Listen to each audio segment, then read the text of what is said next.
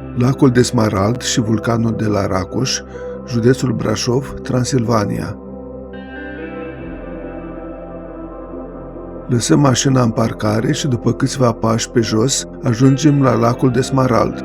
Lacul s-a format prin acumularea apei din precipitații pe fundul fostei cariere Brazi, în care s-a exploatat roca numită bazalt. Zona depresionară a fostei cariere are dimensiunile de circa 400 pe 200 de metri, iar adâncimea apei ar depăși 15 metri.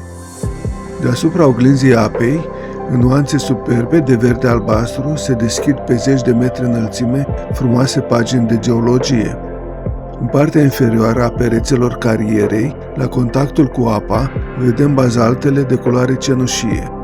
Lavele bazaltice au curs aproape orizontal, după cum arată linia de contact superioară, cu depozitele vulcanogen sedimentare având culoare maro.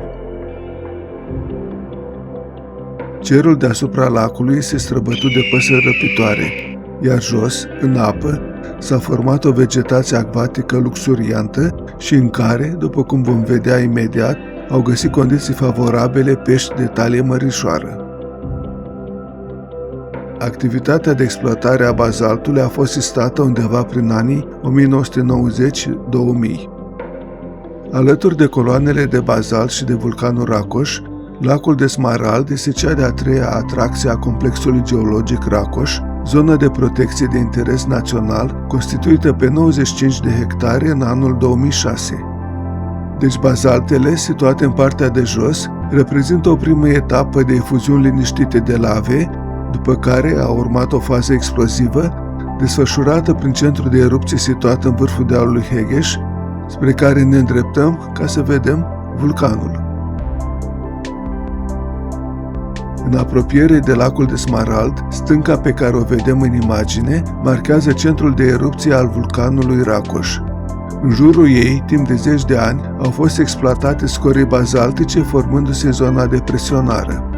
Am coborât spre drumul de vizitare care, prin carieră, înconjoară centrul de erupție amintit.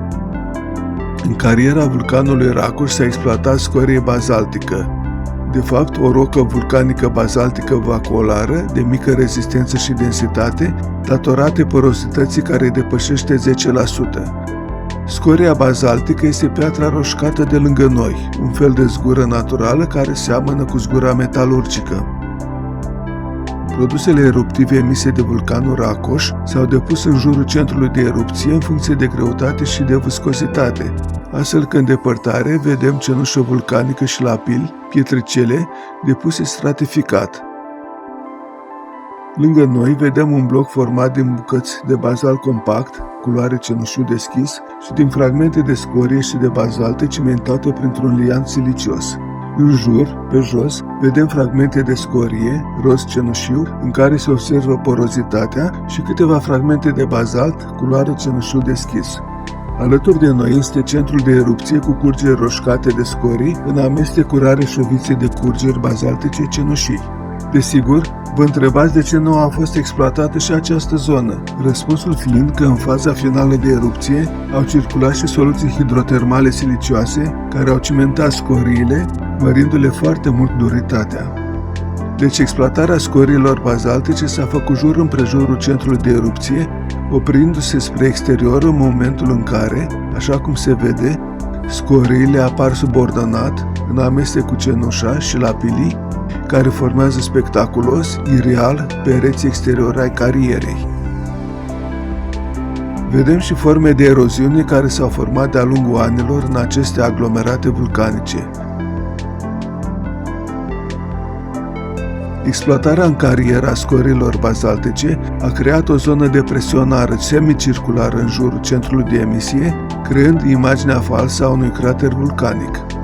Astfel s-a format acest peisaj selenar uluitor de care ne despărțim copleșiți.